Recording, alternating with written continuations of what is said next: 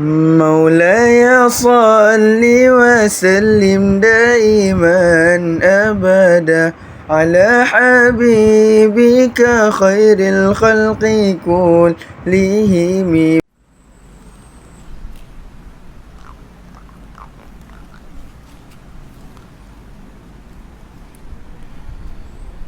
Assalamualaikum warahmatullahi wabarakatuh.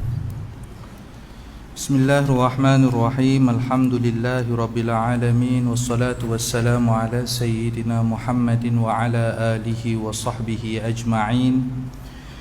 Bismillahi ma sya'allah la yasukul khaira illallah. Bismillahi ma sya'allah ma kana min ni'matin faminallah.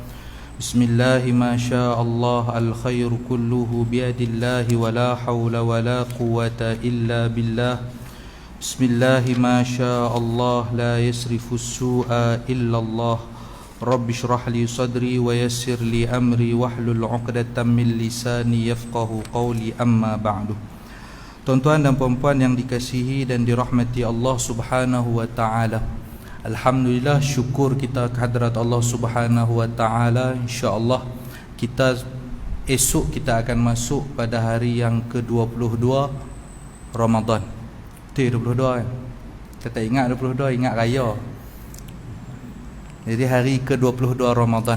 Kita dah berlalu daripada kita 21 hari daripada bulan Ramadan. Apa yang telah kita capai sepanjang 21 ni? Adakah kita dah khatam Al-Quran? Syukur kalau dah khatam Al-Quran. Kalau yang belum khatam, segerakan, paling tidak khatamlah Al-Quran walaupun sekali dalam bulan Ramadan ni. Walaupun sekali. Kalau kita nak lawan dengan ulama-ulama zaman dulu, tak dapat. Contoh dia Imam Qatadah daripada kalangan tabi'in. Pada bulan Ramadan beliau mengkhatamkan Al-Quran 3 hari sekali. Maknanya sebulan tu khatam 10 kali. 3 hari sekali. Sehari 10 juzuk. Setiap lepas solat tu maknanya setiap lepas solat 2 juzuk. Jadi khatam 3 hari sekali. Ada yang lebih hebat, iaitu Imam Al-Bukhari. Yang kita tahulah kitab Sahih Al-Bukhari. Sebut Imam Bukhari, ini adalah seorang ulama, Amirul Mukminin fil hadis. Beliau mengkhatamkan Al-Quran pada bulan Ramadan sehari sekali. Sehari sekali khatam. Kita kalau nak lawan Imam Bukhari, bagi khatam sehari 2 kali. Itu sehari sekali. Hari-hari biasa selain bulan Ramadan, Imam Al-Bukhari akan mengkhatamkan Al-Quran 3 hari sekali. Hari-hari besok, itu bukan bulan puasa. Sambil cari hadis, susun kitab pasal hadis, ilmu hadis apa semua, riwayat hadis semua tu, mengajak dekat anak murid apa semua. Khatam 3 hari sekali. Bulan puasa sehari sekali. Imam Asy-Syafi'i, imam kita, lagi hebat Imam Asy-Syafi'i. Hari-hari biasa beliau mengkhatamkan Al-Quran sehari sekali. Hari-hari biasa. Jadi selain bulan Ramadan, kita nak lawan Imam Syafi'i, payah ni. Imam Syafi'i mengajar. Ada yang tanya pula lagi, Ustaz, kalau macam tu dia baca Quran saja, dia tak buat benda lain? Buat. Mengajar, buat keluar fatwa, tulis kitab. Ada orang tanya, wahai Imam Asy-Syafi'i, tulislah kitab tentang usul fiqh. Jadi dia, ulama ni tulis surat hantar kepada Imam Syafi'i. Sampai pada Imam Asy-Syafi'i, beliau panggil anak murid beliau, Imam Rabi', wahai Rabi', ambil pen, ambil kertas, main sini, duduk sebelah aku. Uktub ar-risalah, tulislah ar-risalah, surat. Kemudian dia sebutlah pasal usul fiqh daripada hafazan beliau sendiri. Itu adalah kitab usul fiqh yang pertama ditulis dalam dunia Islam. Ini nama kitab dia Ar-Risalah Imam Asy-Syafi'i, yang tulis tu daripada hafazan beliau sendiri. Sehari khatam Quran sekali sehari. Sekali sehari. Kalau dalam bulan Ramadan, wa kana Asy-Syafi'i yakhtimul Qur'ana fi Ramadan 60 khatmatan. Adalah Imam Asy-Syafi'i pada bulan Ramadan beliau mengkhatamkan Al-Quran sebanyak 60 kali. Maknanya sehari 2 kali. Tuan-tuan kalau nak lawan kena bagi khatam 3 kali. Nak lawan Imam Syafi'i. Ni tuan-tuan, keberkatan waktu yang Allah berikan pada para ulama terdahulu. Kita tak boleh nak lawan depa, paling tidak kita mengkhatamkan Al-Quran sekali dalam bulan Ramadan ni. Kalau bukan bulan Ramadan, bila lagi kita nak khatam? Ada satu pondok di Jawa, bapa saudara belah ibu saya. Beliau buat macam ni, setiap kali lepas sembahyang, pelajar mesti ambil, lepas ba'diyah, ambil Quran, baca 4 muka surat. Maknanya sehari 20 muka sama dengan 1 juzuk lah. Sebulan sekali khatam. Maknanya setahun pelajar tu tolak cuti lah. Paling tidak dapat 10 kali mengkhatamkan Al-Quran selama di pondok. Baik, kalau kita misalkan dah masuk ni nak baca dari awal balik, berat sikit lah. Sambung takat mana yang kita dah baca. Contoh, ada di antara kita yang baca sampai juzuk 25, sambung bagi juga khatam dalam bulan suci Ramadan ini. Tuan-tuan dan puan-puan yang dikasihi dan dirahmati Allah Subhanahu wa taala. Baik. Menurut pengalaman rohani sebahagian ulama, beberapa para wali Allah, apabila satu Ramadan jatuh pada hari Selasa, satu Ramadan, hari itu kita mula puasa, jatuh pada hari Selasa, maka insya-Allah Lailatul Qadar akan jatuh, akan berlaku pada malam ke-25 Ramadan. Malam ke-25 Ramadan. Maknanya malam Jumaat nak main ni. Insya-Allah. Kata Imam Al-Ghazali, petua ni saya dapat daripada ayahanda Tuan Syekh Ahmad Fahmi Zamzam. Beliau kata, Imam Al-Ghazali pernah berkata, aku ikut petua ini dan alhamdulillah, aku hampir setiap bulan Ramadan aku akan menjumpai Lailatul Qadar. Ni tuan-tuan, ada khilaf hari itu, ada yang kata hari Selasa, ada sebahagian tempat yang buat hari Rabu. Tuan-tuan mungkin pernah dengar lah, ada hari itu. Kawan saya baru balik dari Johor, dia kata ada beberapa tempat mereka buat hari Rabu. Kalau hari Rabu, bila Lailatul Qadar? Malam ke-27, iaitu pada malam Isnin. Jadi tuan-tuan, carilah Lailatul Qadar pada malam-malam yang ganjil. Lailatul Qadar itu malam yang lebih baik daripada 1000 bulan. Bukan 1000 bulan, lebih baik daripada 1000 bulan. 1000 bulan ni 82 tahun lebih kurang.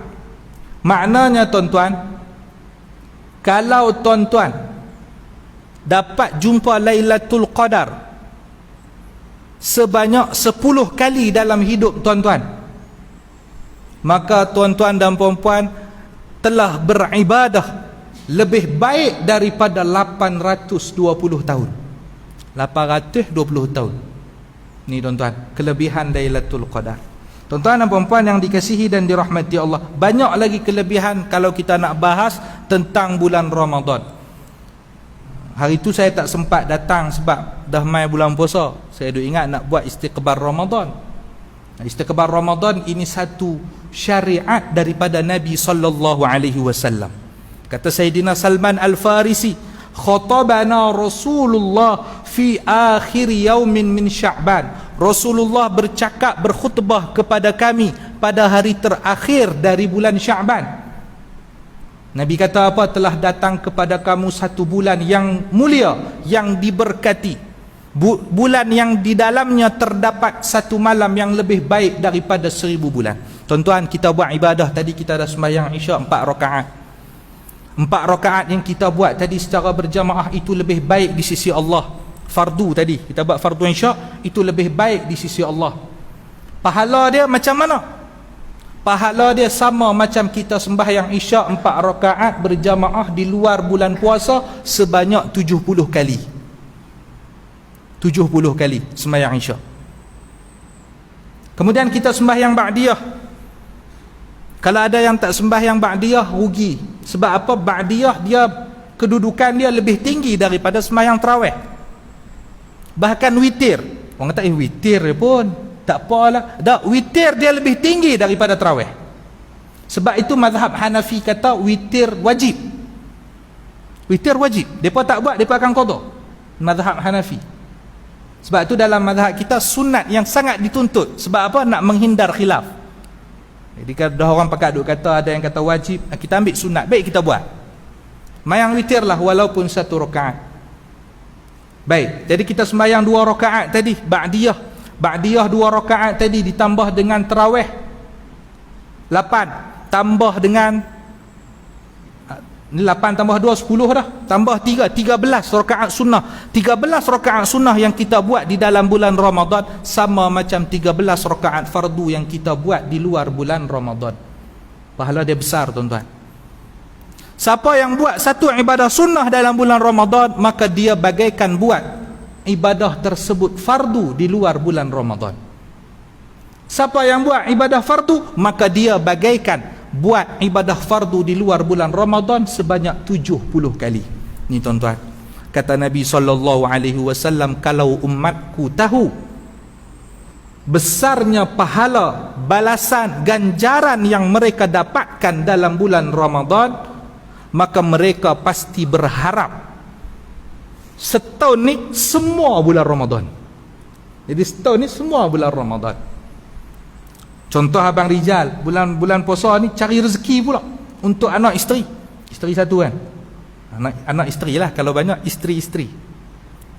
Jadi untuk anak dan isteri itu bagaikan 70 kali abang Rijal cari rezeki di luar bulan Ramadan. Pahala dia besar. Jadi tuan-tuan dan perempuan yang dikasihi dan dirahmati Allah, kita masih ada lagi berbaki lebih kurang 9 hari dari bulan Ramadan. Kita cuba untuk dapatkan kelebihan dalam bulan suci Ramadan. Tuan-tuan dan perempuan yang dikasihi dan dirahmati Allah Subhanahu wa taala. Baik. Kemudian mungkin banyak ada yang sentuh, jadi saya teruslah. Jangan lupa pula tuan-tuan, malam hari raya. Malam hari raya biasanya pakat keluar api lah. Keluar api belah mana? Belah Jitra depan Yawata tu. Barang-barang murah. Pakat duk pergi. Jalan pun tak boleh. Covid waktu tu banyak. Tapi heran, Covid dia main masjid lah, dia tak main tempat lain. Dalam feri saya baru balik dari Langkawi. Rapat duduk. Polis mai. Kita pakai mask. Tanya kat dia, tengok. Kita tak jarak tak apa ke? Jarak banyak lebih. Jadi kalau dalam feri Covid dia terjun laut, dia tak ada dalam tu. Jadi dia hanya ada dalam masjid sahaja. Nah cukuplah takat tu, lagi live pula ni. Baik, jadi malam hari raya, barang siapa kata Nabi, man ahya lailatal fitri, menghidupkan malam hari raya puasa, wa lailata idil adha, dan malam idil adha, malam hari raya kurban tu, muhtasiban, dalam keadaan mengharapkan pahala, berserah diri kepada Allah, lam yamut qalbuhu yauma tamutul qulub, hatinya tidak akan mati pada masa hati orang-orang lain mati. Jadi tuan-tuan, malam hari raya kita cuba untuk bangun qiyamul lail, walaupun kita buat tahajud 2 rakaat, lepas tu kita buat witir 3 rakaat, cukuplah. Nak buat banyak-banyak kita pun tak mampu. Kita buat macam tu. Hidup 2 malam ni, insya-Allah pada hari kiamat nanti hati kita akan dihidupkan oleh Allah Subhanahu wa taala. Sebutkan dalam hadis lain pula, barang siapa man ahya al-layaliyal khamsa, barang siapa yang menghidupkan 5 malam, wajabat lahul jannah, dia wajib masuk syurga. Tuan-tuan, wajib masuk syurga ni macam mana? Contoh Sayyidina Talhah pada waktu peperangan Uhud. Waktu peperangan Uhud, Nabi terkena teruk dalam peperangan. Kena teruk, luka apa ni? Kepala Nabi ni luka, menitik darah ni, basah baju Nabi dengan darah. Nabi waktu tu Nabi pakai dir'ani, 2 lapis baju besi. Satu baju lapis lebih kurang 30 kilo berat dia. 2 lapis 60 kilo. Berat tuan-tuan. Tuan-tuan pernah tengok Iron Man? Iron Man. Tu berat tu. Besi tu berat tu. Baik. Kemudian waktu peperangan Uhud tu, golongan munafik timbulkan fitnah. Muhammad telah mati, Rasulullah telah gugur, telah terbunuh. Orang Muslim yang lain pakat kalut habis. Macam mana ni? Rasulullah dah mati ni. Dia kalau ketua mati, panglima mati ni, hak bawah-bawah ni dia hilang semangat. Akhirnya ada satu batu lebih kurang tinggi meja ni lah. Nabi naik atas batu tadi, Nabi tak kuat sebab Nabi terluka dan beratnya baju besi yang ada pada badan Nabi SAW. Akhirnya Sayyidina Talhah dia macam merangkak. Tuan tahu macam merangkak tu, Nabi pijak belakang dia dan Nabi naik atas batu tadi. Kemudian Nabi kata apa? Aujaba Talhah, Talhah wajib masuk syurga. Dan Sayyidina Talhah ini adalah antara sahabat yang banyak kali disebut namanya oleh Nabi bahawa beliau adalah penghuni syurga. Ini Sayyidina Talhah. Nah, jadi barang siapa yang menghidupkan 5 malam, maka wajib baginya syurga. Yang pertama, Lailatul Tarwiyah, malam Tarwiyah. Tarwiyah itu apa? 8 Zulhijjah. Malam 8 Zulhijjah. Kalau biasa kita puasa Tarwiyah. Kemudian yang kedua, Walailatul Arafah, malam Arafah, malam 9 Zulhijjah. Biasa kita puasa ni, puasa Tarwiyah, lepas tu puasa Arafah, kita puasa. Kecuali bagi orang yang buat ibadah haji, depa tak sunnah puasa pada hari itu, tak larat apa semua nanti. Baik, kemudian Walailatul Adha, malam Idul Adha. Yang ketiga, malam 10, 8, malam 8, malam 9, malam 10 Zulhijjah. Kemudian Walailatul Fitri, malam hari raya Idul Fitri. Nanti yang kita akan sampai ni insya-Allah. Kemudian yang kelima, Walailatul Nisfi min Sya'ban, malam nisfu Sya'ban. Malam nisfu Sya'ban dah lepas dah. Rejab, Sya'ban, Ramadan, itu dekat tu. Jadi tuan-tuan dan puan-puan yang dikasihi dan dirahmati Allah, akan tetapi walaupun saya sebut macam ni, banyak orang yang malam Lailatul Qadar, malam-malam ganjil, memang dia tak pernah tinggal ibadah dia. Tapi macam mana Allah tak terima amal ibadah dia? Ada beberapa sebab. Antaranya, dia melakukan perbuatan syirik kepada Allah. Syirik kepada Allah, Allah tak terima ibadah dia. Kita tengok macam mana orang yang tak beriman kepada Allah, mereka lebih baik daripada orang Islam. Ada dari segi akhlak dia, tapi dia tak beriman kepada Allah. Dan bukan setakat mereka yang sembah berhala, sembah tokong dan sebagainya saja, tapi orang yang percaya pada tok bomo, percaya pada dukun, ahli nujum, itu pun termasuk dalam golongan syirik kepada Allah. Ada yang tanya, Ustaz, kalau kita minta ayat dekat tok guru tu macam mana? Yang tu lain, yang tu dipanggil dengan minta doa, minta berkat daripada tok guru, minta istikharah daripada tok guru, yang tu bab lain. Nabi SAW pernah buat. Nanti kita akan tengoklah dalam kitab Syama'il nanti, bila khatam tak tahu, baru bab pertama. Jadi insya-Allah kita akan tengok nanti ada bab tu.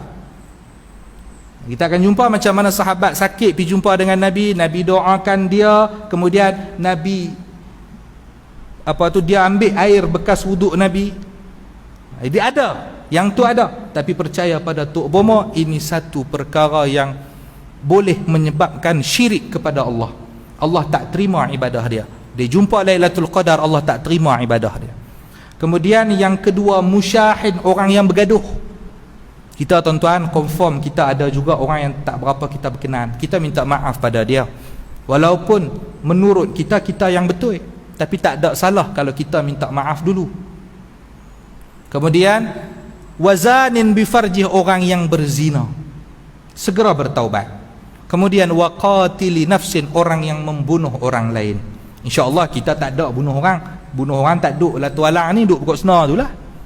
Jadi kita tak ada lah buat benda tu. Kalau pernah buat, segera bertaubat. Bermusuhan, segera minta maaf. Dia nak maaf atau tidak, kita serahkan kepada Allah. Lebihnya kita serahkan kepada Allah. Kita minta supaya Allah bagi kita rezeki malam Lailatul Qadar, iaitu malam yang lebih baik daripada 1000 bulan. Lebih baik daripada 1000 bulan. Boleh jadi 1 juta bulan, boleh jadi 20 juta bulan. Terpulang kepada Allah. Yani Allah sahaja yang tahu.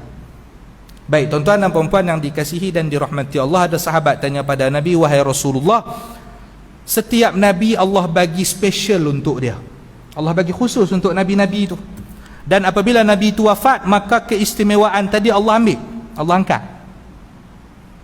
Kalau Lailatul Qadar Allah bagi special untuk engkau wahai Rasulullah, apakah Lailatul Qadar akan diangkat apabila engkau telah wafat, atau dia ada sampai hari kiamat? Kata Nabi, bal hiya ila yaumil qiyamah, bahkan Lailatul Qadar itu ada terus sampai hari kiamat nanti.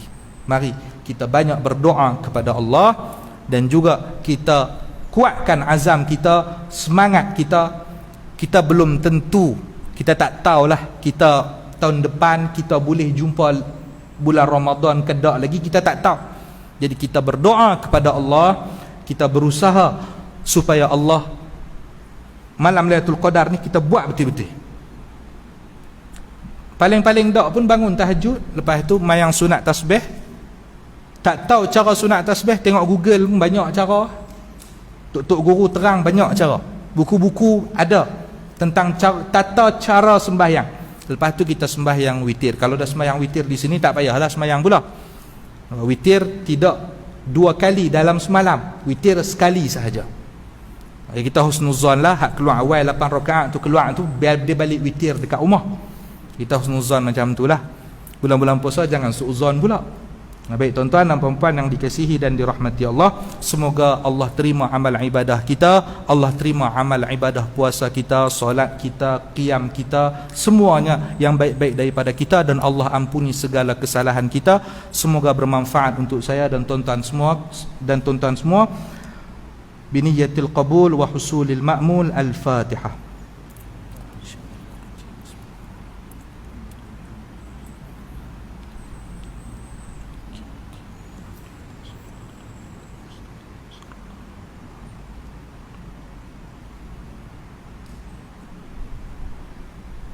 Mohon maaf kalau ada salah silap.